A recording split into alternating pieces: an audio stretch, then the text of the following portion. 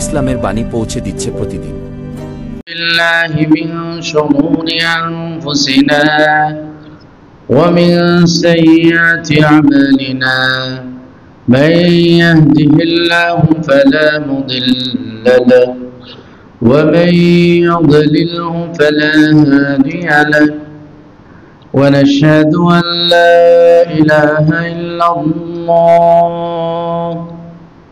وحده لا شريك له ونشهد أن سيدنا وسندنا وحبيبنا ومولانا محمدا عبده ورسوله الذي أرسله إلى كافة الناس بشيرا ونذيرا وداعيا إلى الله بإذنه وسراجا منيرا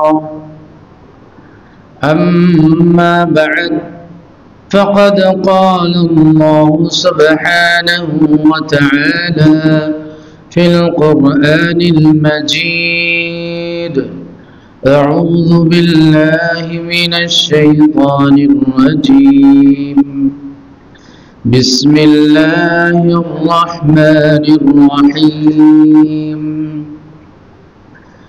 يا أيها الذين آمنوا اتقوا الله وكونوا مع الصادقين وقال رسول الله صلى الله عليه وسلم من قال لا إله إلا الله دخل الجنة وفي رواية من قال لا إله إلا الله مخلصا دخل الجنة صدق الله مولانا العظيم وصدق رسوله النبي الكريم ونحن على ذلك من الشاهدين والشاكرين والحمد لله رب العالمين সকলে দুরূদ শরীফ পড়ে আল্লাহুম্মা সাল্লি আলা মুহাম্মাদিন ওয়া আলা আলি মুহাম্মাদ كما صليت على إبراهيم وعلى آل إبراهيم إنك حميد مجيد اللهم بارك على محمد وعلى آل محمد كما باركت على إبراهيم وعلى آل إبراهيم إنك حميد مجيد মহান রব্বে করিমের দরবারে লাখ কোটি শুকরিয়া যে আল্লাহ তাআলা আমাদেরকে কালিমার নিসবতে ঈমানের নিসবতে আল্লাহ তাআলা আমাদেরকে একত্রিত হওয়ার সুযোগ করে দিয়েছেন। আমরা এখানে আজকে একত্রিত হয়েছি শুধুমাত্র একমাত্র ঈমানের ভিত্তিতে, যা আলহামদুলিল্লাহ আল্লাহ তাআলা আমাদেরকে ঈমানদার বানিয়েছেন। এই জন্য আজকে এই জুমাতে আমরা একত্রিত হয়েছি ঈমানের দাবিতে। কি বলেন? পৃথিবীর যে প্রান্তেই যান, ভাষা বুঝি না, রং ভিন্নতা, হয়তো সীমান্তের ভিন্নতা আছে, কিন্তু একটা বিষয় আমরা এক, যে আমরা কালিমাওয়ালা, আমরা ঈমানওয়ালা। হয়তো আমরা তাদের ভাষা বুঝি না, তারা আমাদের ভাষা বুঝে না, কিন্তু একটা পরিচয় দেওয়ার মতো ভাষা আমাদের কাছে আল্লাহ তাআলা শিখাই দিয়েছেন, সেটা হলো আসসালামু আলাইকুম ওয়া রাহমাতুল্লাহ। পৃথিবীর যে প্রান্তেই যান, যারা হজে যান দেখবেন ইন্দোনেশিয়ানরা প্রচুর আসে হজে উমরায়, কিন্তু এরা উর্দুও পারে না, আরবিও পারে না, ইংরেজিও পারে না, যেগুলি আমরা পারি আর কি। সাধারণত আমাদের ইংরেজি শিক্ষিত ভাইরা মোটামুটি ইংরেজি পারে, বাঙালি বেশিরভাগই হিন্দি উর্দু কিছু বলতে পারে, বুঝে, তো কিছুই পারে না। কিন্তু একটা বিষয়ে আমরা পরিচয় দেখি, যখন বলি আসসালামু আলাইকুম তখন ওয়ালাইকুম আসসালাম। কিছুই বোঝে না। বলি ইংরেজিতে বলার চেষ্টা করি, সেটাও পারে না। উর্দুতে বলি, আরবিতে বলি। যারা আলেম দুই একজন পাওয়া যায়, এরা বুঝে।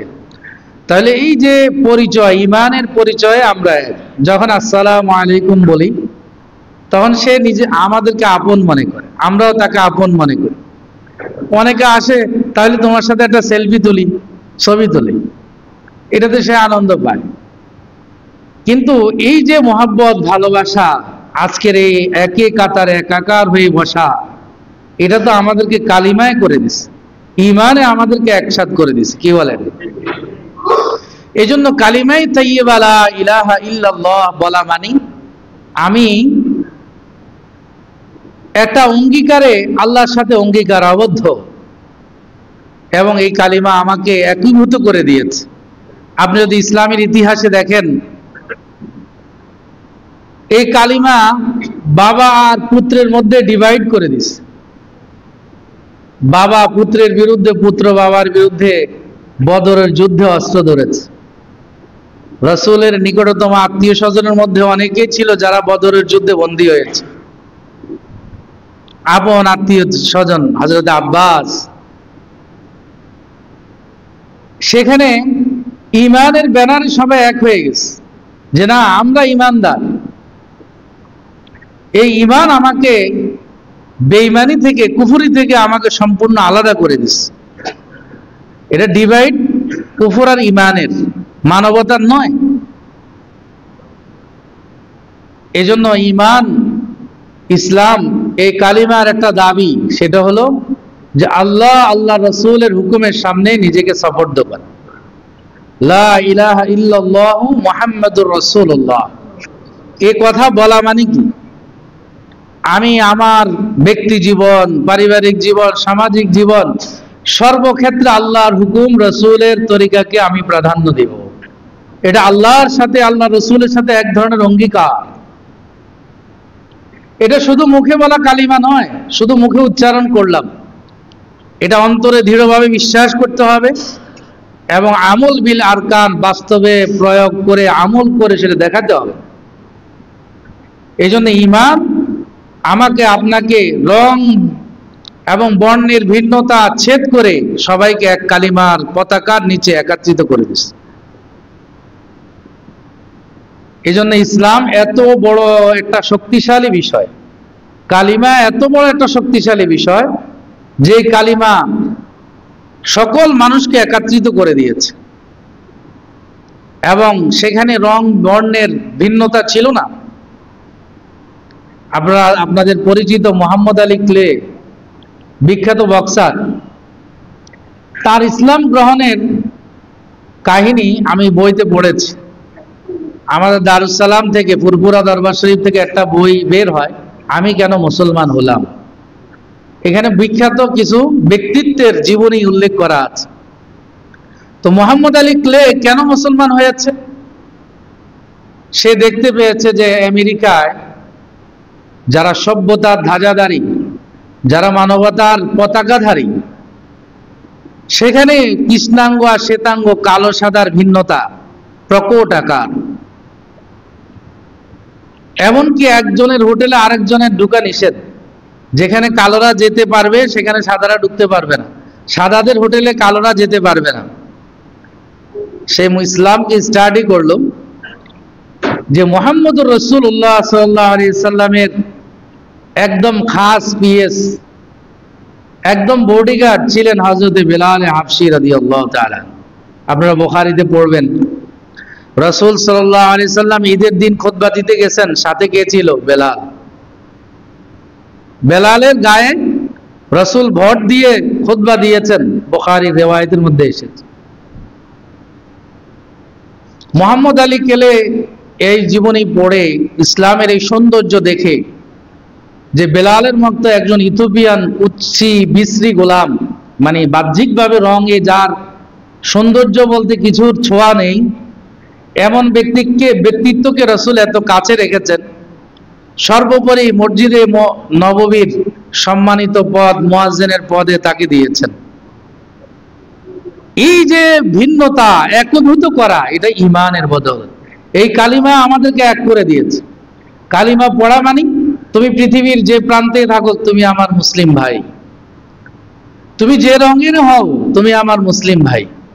আর কালিমা মানি আমি আল্লাহ আল্লাহ রসুলের সাথে অঙ্গীকার করেছি, আল্লাহ ব্যক্তি জীবন, পারিবারিক জীবন, সমাজ জীবন, সর্বক্ষেত্রে আপনার হুকুমকে আমি প্রাধান্য দেব, রসুলের আদর্শকে অনুসরণ আমি করব। এটা হলো কালিমার অঙ্গীকার।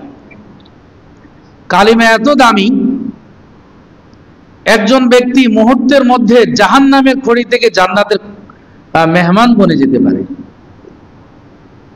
একজন ব্যক্তি নিকৃষ্ট থেকে উৎকৃষ্ট মানের হতে পারে। খাইবারের যুদ্ধ যখন চলছিল, সিরাত থেকে আপনারা জানবেন এই ঘটনা, অনেকেই, আমি মাঝে মধ্যে এই ঘটনাটা বলি।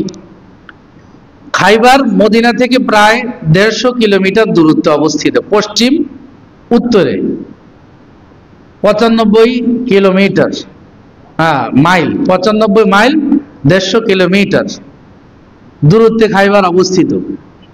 রাসূলুল্লাহ সাল্লাল্লাহু আলাইহি সাল্লাম খাইবারে ইহুদিদেরকে, আপনারা জানেন যে খাইবারের যুদ্ধ একটা ঐতিহাসিক যুদ্ধ, যেখানে রাসূল নেতৃত্ব দিয়েছেন স্বয়ং নিজেই। তো ইহুদিরা রাসূলের এই জিহাদের ডঙ্কা শুনে এরা সবাই আশ্রয় নিয়েছে কিল্লার মধ্যে। খাইবারের প্রসিদ্ধ তখন কিল্লা ছিল ইহুদিদের, সেই কিল্লাতে আশ্রয় নিয়েছে, দীর্ঘদিন অবরুদ্ধ তারা সেখানে। কিন্তু আসওয়াদ আল গালি নামে একজন কালো কুশ্রী বিশ্রী গোলাম, যে কোনো এক ইহুদির ছাগল বকরি চড়াইত। এখনো আরবদের এই রেওয়াজ আছে, সৌদি, মক্কা, মদিনাতে ওরা বড় বড় শায়েখরা বকরি, ছাগল, দুম্বা, ভেড়া এগুলি লালন পালন করে। এগুলিতে তারা লাভ হোক না হোক, এটা তাদের একটা ঐতিহ্য, পেশা, মানে এটা ধরে রাখছে। এবং ম্যাক্সিমাম এই রাখালগুলি হয় সুদানি, এরা কালো এবং খুব নম্র ভদ্র হয় সুদানিরা। মিশরের বর্ডার, এপাশ সুদান, এপাশ মিশর, দুটোটার রং ভিন্ন, স্বাস্থ্যগত ভিন্নতা দেখেন আল্লাহর কুদরত। মানে বর্ডার এপাশ ওপাশ, কিন্তু মিশরীরা একরকম, সুদানিরা আরেক রকম। মিশরীরা একদম লাল গোড়া পরিষ্কার, আর সুদানিরা হলে একদম কালো। এরা খুব নম্র ভদ্র হয়। মিশরি মেয়েরা আবার এদেরকে খুব পছন্দ করে, কারণ এরা নম্র ভদ্র, এরা খুব ভালো। মিশরি লোকেরা একটু আবার ওই বনি ইসরায়েলের গোষ্ঠী, তো একটু গরম টাইপের, বোঝেন নাই, একটু গরমি তাদের মধ্যে আছে। হঠাৎ করে মাথা গরম করে ফেলে, হঠাৎ করে যেখানে সেখানে ঝগড়া করে। তো এই যে গোলাম, তিনি শুনতে পেলেন যে মুহাম্মদ রাসূলুল্লাহ তাদেরকে অবরুদ্ধ করেছে। মুহাম্মদ রাসূলুল্লাহকে তখনকার ইয়াসরাবের যিনি রাজা, যিনি সেখানকার হেড অফ দ্য স্টেট, যিনি প্রধান রাষ্ট্রের, তিনি হলেন মুহাম্মদ রাসূলুল্লাহ সাল্লাল্লাহু আলাইহি সাল্লাম। তার নাম শুনেছে, কিন্তু দেখার সৌভাগ্য তার হয়নি।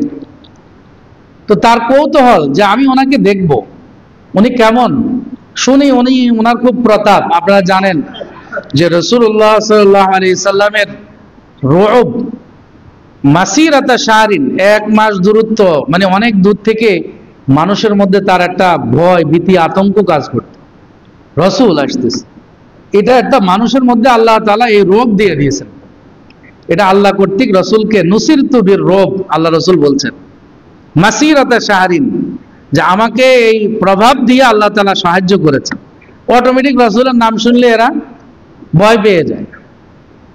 তো এত বড় প্রভাবশালী একজন ব্যক্তিত্ব, তাকে দেখার খুব আবেগ, উচ্ছ্বাস।